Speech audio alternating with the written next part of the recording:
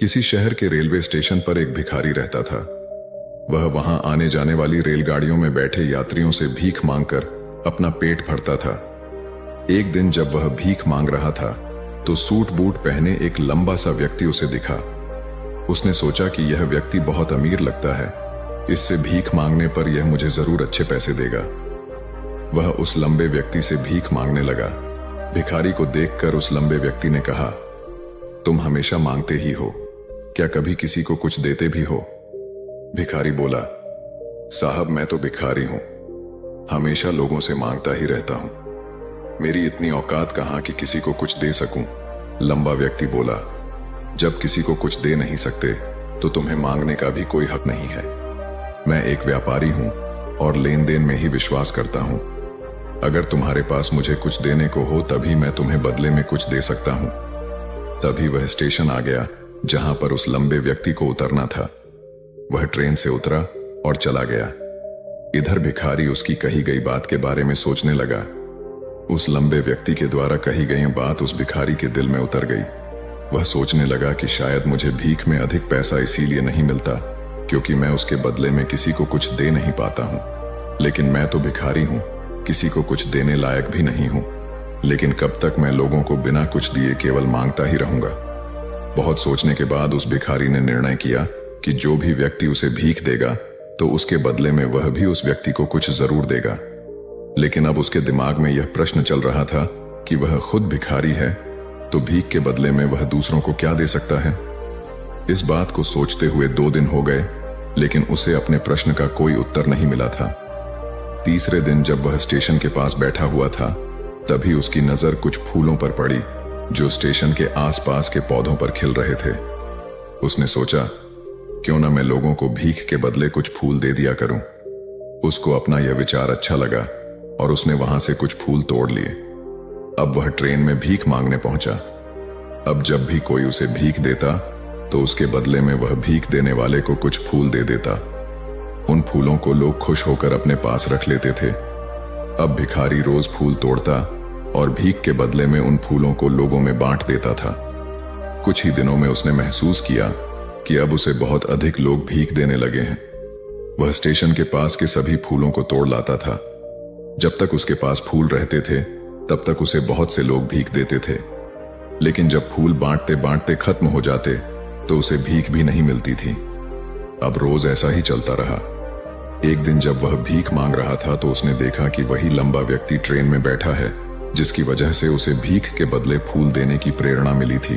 वह तुरंत उस व्यक्ति के पास पहुंच गया और भीख मांगते हुए बोला, आज मेरे पास आपको देने के लिए कुछ फूल हैं।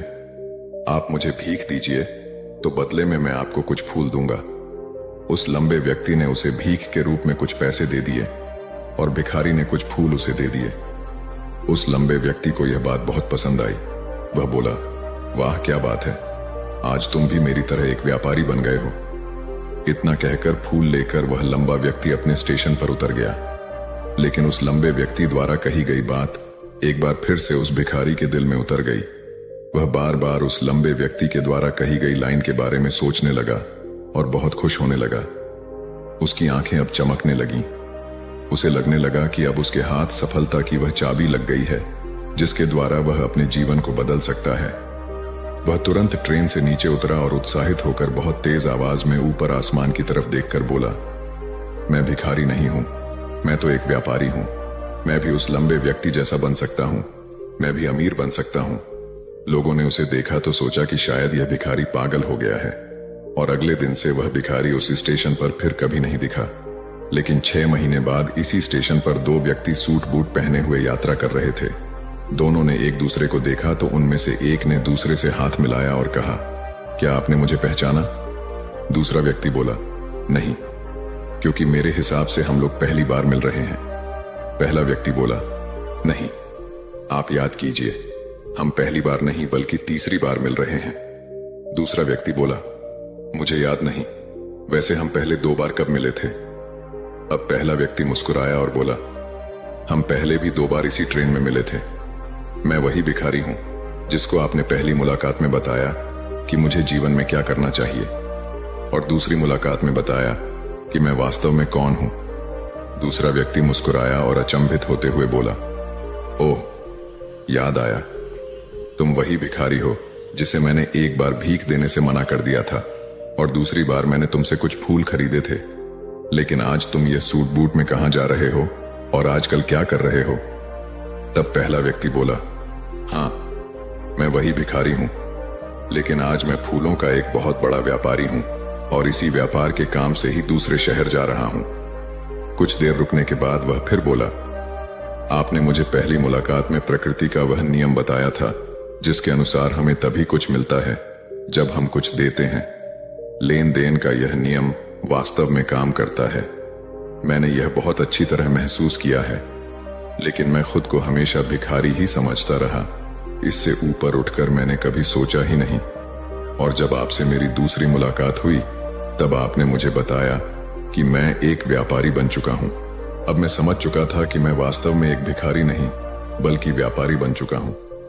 मैंने समझ लिया था कि लोग मुझे इतनी भीख क्यों दे रहे हैं, क्योंकि वह मुझे भीख नहीं दे रहे थे बल्कि उन फूलों का मूल्य चुका रहे थे। सभी लोग मेरे फूल खरीद रहे थे क्योंकि इससे सस्ते फूल उन्हें कहां मिलते। मैं लोगों की नजरों में एक छोटा व्यापारी था, लेकिन मैं अपनी नजरों में एक भिखारी ही था। आपके बताने पर मुझे समझ आ गया कि मैं एक छोटा व्यापारी हूं। मैंने ट्रेन में फूल बांटने से जो पैसे इकट्ठे किए थे उनसे बहुत से फूल खरीदे और फूलों का व्यापारी बन गया। यहाँ के लोगों को फूल बहुत पसंद हैं और उनकी इसी पसंद ने मुझे आज फूलों का एक बहुत बड़ा व्यापारी बना दिया। दोनों व्यापारी अब खुश थे और स्टेशन आने पर साथ उतरे और अपने अपने व्यापार की बात करते हुए आगे बढ़ गए। दोस्तों, इस कहानी से हमें बहुत कुछ सीखने को मिलता है। कहानी में लंबा व्यापारी गिव एंड टेक के रूल को बहुत अच्छी तरह जानता था। दुनिया के सभी बड़े व्यापारी इसी लाइफ रूल का यूज करके बड़े व्यापारी बन पाए हैं। इस फॉर्मूले को उसने भिखारी को भी बताया। भिखारी ने इस नेचुरल रूल को अपना लिया और इसका असर उसके जीवन में साफ दिखाई भी देने लगा।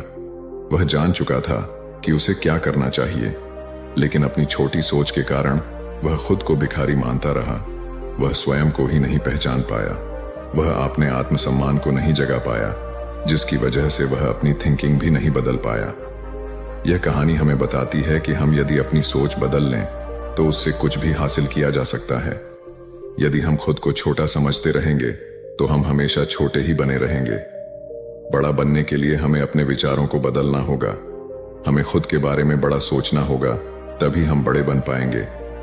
कहानी में भी भिखारी खुद को भिखारी ही समझता रहा और भिखारी ही बना रहा, लेकिन जब उसे पता चला कि वह तो एक व्यापारी है तो उसने अपना विचार बदला। अपने बारे में विचार बदलने से उसका जीवन भी बदल गया। उस लंबे व्यक्ति ने तो केवल उसका आत्मसम्मान जगा दिया था और वह इसी कारण आज भिखारी से एक बहुत बड़ा व्यापारी बन पाया था। उस लंबे व्यक्ति की बातों से उस भिखारी के जीवन में बहुत बड़ा बदलाव आया। वास्तव में उस भिखारी का सेल्फ रिस्पेक्ट जाग गया था, और सेल्फ रिस्पेक्ट और कुछ नहीं बल्कि हमारी खुद के बारे में सोच होती है। आप भी प्रकृति के इस नियम को सीखिए, अपना आत्मसम्मान को जागृत कीजिए, अपनी सोच को बदलिए और उसे बहुत बड़ा बनाइए।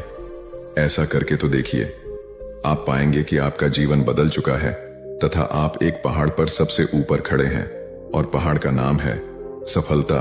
दोस्तों, आज की यह मोटिवेशनल वीडियो आपको कैसी लगी कमेंट में जरूर बताएं और अपने दोस्तों के साथ शेयर जरूर करें।